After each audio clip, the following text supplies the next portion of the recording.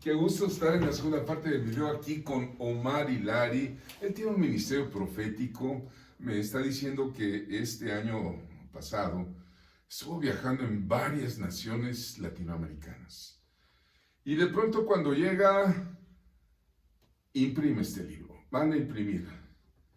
¿Cómo es que Dios o la vida, cómo es que ideaste escribir este libro? ¿Cómo es que nace el tema? ¿Cómo es que fue escrito? ¿En qué tiempo lo fuiste haciendo? Cuando llego a este país, primero, soy honesto, no quería venir, no quería saber nada, no quería la comodidad. Cuando tú estás cómodo, ya tienes obra en otro lado, tienes un buen trabajo. Yo era publicista, fui director de cultura en la ciudad, soy una persona que en mi pueblo me conocen bien, me quieren mucho. O sea, estaba cómodo, pero el espíritu me ponía que con $100 me tenía que venir a este país. Ya tenía 51 años de edad, tengo 61. O sea, yo estaba cómodo, pero a veces Dios te dice, incomódate. Y para peor, profetas, distintas partes del mundo venían. Me acuerdo de una iglesia, había más de 3.000 personas, y alguien me dijo así, me dice, sal de tu casa y de tu parentela. ¿Y por qué te esquivas ir a México? Y yo no lo Como podía llamado creer. de Abraham. Sí, y viene otro pastor y me sal de tu casa, y no lo podía creer. Siempre era la misma palabra, dicho por distintas personas que ni se conocían, que ni sabía lo que Dios ponía en mi corazón. Vengo a este país y, como les digo, tenemos otras costumbres de comida distintas, quizás sea la comida del mundo y la mexicana. Es muy distinta, muy distinta. ¿Ya come chile usted? Ay, no pica esta cosa que tiene. Entonces, fue muy difícil, pero había algo en mí. ¿Qué pasa en México? Te explico. El año pasado, en el año 2019, México tuvo el triste primer lugar en asesinatos en el mundo. Está en primer lugar que superó aún en porcentaje, estoy hablando, o sea, comparado a los países en guerra. O sea, ningún país en guerra tuvo más asesinatos que lo que hubo en México, que no entenderíamos que no hay guerra. Estos últimos años. Es tremendo. Aún si tendríamos que 10 hablar años de hoy de la pandemia, guerra. si tendríamos que hablar hoy de la pandemia, México es el primer país en porcentaje de más muertos. O sea, porque hay más muertos en Estados Unidos, hay más muertos en Brasil, tercero es México, pero en porcentaje de cantidad de habitantes está superando México la cantidad y también está superando la cantidad de porcentaje de afectados y muertos. Entonces, esto es raro, esto es extraño. Como que la muerte es normal, de tal manera que es normal en la cultura, en la mente, en el espíritu, en el alma, y es normal aún siendo afectado como si hay un espíritu de muerte, un espíritu donde la serpiente trabajó por miles de años.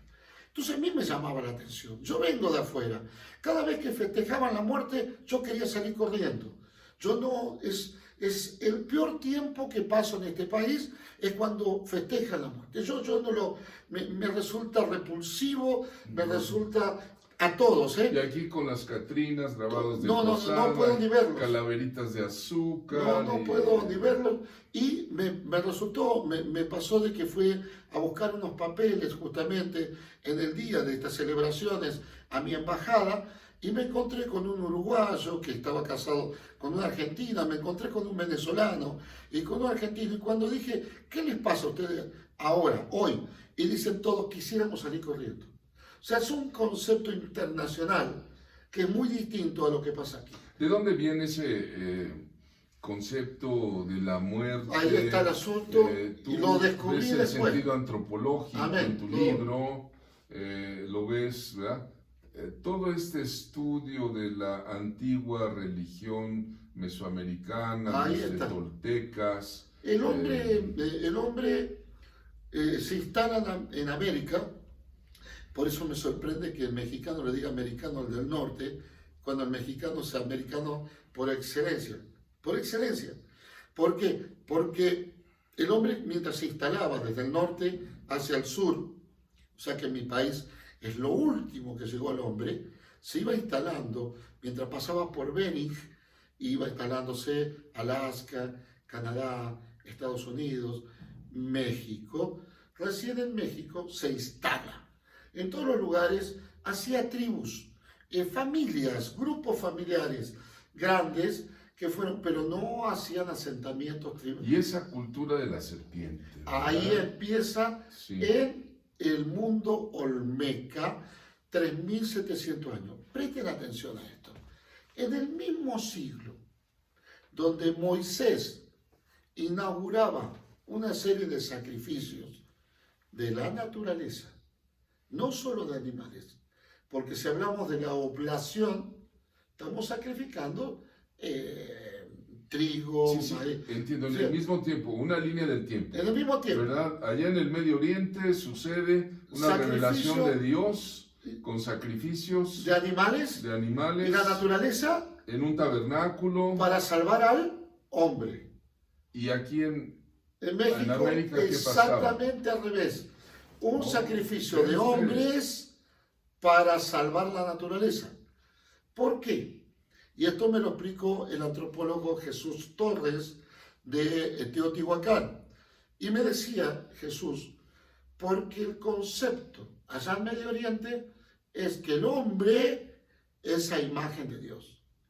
Y el concepto aquí es que la naturaleza es la imagen de Dios. Entonces, salvemos al hombre, salvemos la naturaleza, no importa cuántos hombres. Entonces, como sabemos que Satanás, la serpiente antigua, es padre de mentira, sabemos que en el mismo siglo se inauguraba en un corte lineal una serie de sacrificios para salvar al hombre, y aquí dijo Satanás, yo voy a afectar a la parte amada por Dios, a la parte al hombre. Al hombre, Voy a matar al hombre. Entonces fíjense una cosa, y esto llama la atención. Sacrificios. Se secuestraba, se mutilaba, y si hay un error en la película de Mel Gibson cuando habla de los mayas, es que secuestran hoy y matan hoy a la persona. Los llevan al sacrificio. No era así.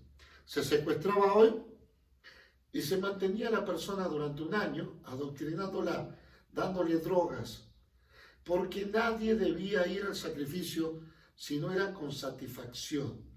Al sacrificio debía ir conforme. Más, había familias que preparaban una virgen, como en Catemaco, se preparaba una virgen y se peleaban porque sea ella la que muriera. Se peleaban, había guerras de familia porque la hija de uno sea la que tenga que ser sacrificada. Entonces, este espíritu de muerte se metió en una sociedad y parece normal, pero no es normal. Disculpe, veo que estuviste en Catemaco y el brujo mayor, Juan del Diablo, se convirtió en Juan de Dios, Amén. convertido al cristianismo, y él entendió que la bandera mexicana era profética y no la podían meter en sus ritos. Exactamente eso me dice Juan de Dios Chagal. Juan de Dios Chagal es un varón que fue el brujo mayor. Si algunos de los que hoy están escuchando dice, yo visitaba Catemaco cuando yo no era cristiano, saben que visitaban, si era posible, iban con Juan del Diablo. Este varón, que no es un varón muy grande, bastante joven a pesar de todo, Aquí está su... sí, ahí lo tenemos, el varón me reconoció, me dice, tú estás acertado, porque no podíamos tener nunca la bandera mexicana en nuestros lugares de trabajo, porque nos cortaba todo. Y cuando alguien venía con una camisa con la bandera mexicana, le teníamos que decir que se la saquen, porque no podíamos trabajar. Entonces hay tantos símbolos cristianos, hay una serpiente, pero hay algo. Háblanos de esos símbolos, Ahí háblanos de las 5 pencas, háblanos del ahí islote, está, de la ahí está. roca, de la Este es el roca, propósito. Si del yo- águila. A ver, si yo hago un libro y lo importante es la tinta, cómo fue armado, que tiene algún error, que esto, que el otro, no sirve para nada. Una Biblia es tan linda, pero si solo es papel y tinta, ¿para qué me sirve? Hay mucha gente que vamos a las casas, mira, ahora que me recorrí tanto, ¿sabe cuánta gente tiene abierta en el Salmo 91 la Biblia? Pero cuando tú le hablas de la Biblia, no sabe nada, no entiende nada. Todo lo puedo en Cristo que me fortalece, pero después no pueden hacer nada. Y lo mismo pasa con un libro. ¿De qué me sirve este libro si no le encuentro la función? ¿Para qué me sirve? ¿Para qué aplicarlo? Esa es la parte importante de esto.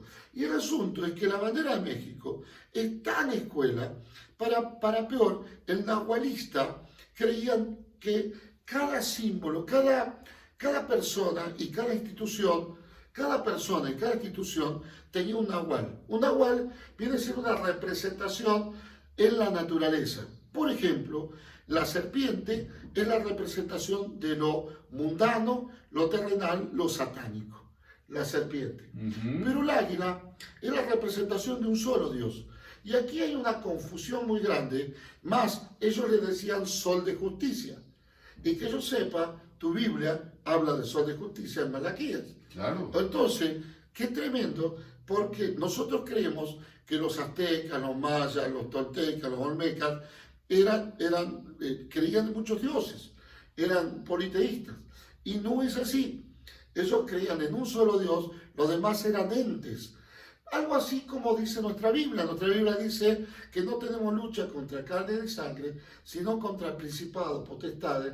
Y lo que está diciendo aquí es que verdaderamente ellos creían en Huitzilopochtli como Dios general, y los demás eran entidades que trabajaban en lo bueno, en lo malo, y el Dios general era el águila. El águila. El águila representa la justicia, vuela en lo alto. Amén. El águila está plasmada aquí en el lábaro patrio, con una diestra estrujando a la serpiente. Amén. ¿Y qué significa darle el picotazo a la serpiente? Ahí está, eso sí Hay que... un tema ahí. Pegarle el picotazo a la serpiente es que todo ese sistema rastrero que tiene 3.700 años de estructura, hay que pegarle el picotazo, hay que destruirlo. Y fíjense que a veces la iglesia fue muy irresponsable. Quiero terminar explicando esta parte antes de mostrar qué es pegarle el picotazo. Porque nopal quiere decir institución. Nopal. Y los frutos de nopal quiere decir comida para Dios. Veo 3 frutos del nopal, 3 tunas rojas aquí. Pero quiere decir comida para un solo Dios. O sea, son 3 frutos para un solo Dios. Para un solo Dios. Es como alguna trinidad. Como diciendo, yo alimento a 3 que son uno. Y a su vez está diciendo que la institución tiene 1, 2, 3, 4, 5. 5 ministerios, 5 como ministerios. Efesios 4:11. Entonces lo que está hablando es que esta águila está interesada en pararse en un nopal, en una institución de 5 ministerios, que dé solo 3 frutos. O sea, que ya no sean frutos para el apóstol, para el profeta, para el pastor, para el evangelista, para el maestro, sino frutos para el Padre, para el Hijo y para el Espíritu Santo. Esto cambia la mente, porque la iglesia fue bastante irresponsable. Perdónenme, mi hermano. Cuando Dios nos hizo para ser abad, ser los ministros de un mundo. Sin embargo, hoy en día, la serpiente sigue adoctrinando. Y sigue adoctrinando tanto que a veces nos quejamos. ¿Qué le enseñan a mis hijos en la escuela? ¿Qué le están enseñando? Le enseñan de género. Sin embargo, no tenemos escuelas cristianas. La situación del género, lo que está Ahí hoy está. tanto de moda, es cultura de la muerte. Y a veces hablamos de una élite. Una élite. Sí, pero funciona la élite siempre y cuando la iglesia sea débil. Si nosotros hubiéramos sido fuertes, tendríamos gente participando, haciendo leyes, gente instruyendo. Fíjense, en nuestras escuelas se les enseña barbaridades a los hijos. Es verdad. Y nosotros un domingo tenemos una escuela dominical y le damos un dibujito para que lo pinten nomás a nuestros chicos. Ellos adoctrinan y nosotros entretenemos. Hay una diferencia. La serpiente adoctrinó. Pegarle el picotazo a esa serpiente es que nosotros empecemos a adoctrinar a los nuestros, a nuestra vida, a nuestra sociedad, a ser el último gran despertar. Si en México se ató esta potestad, todo lo que atares en la tierra será atado en los cielos. Así es. Entonces, todo avivamiento que venga en cualquier parte del planeta nunca va a desatar lo que está atado en México.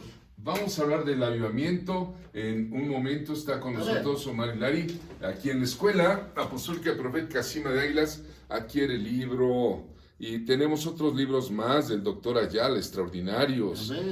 Los libros de un servidor los pongo a sus órdenes. Vamos a ver el siguiente video en un momento. Amén.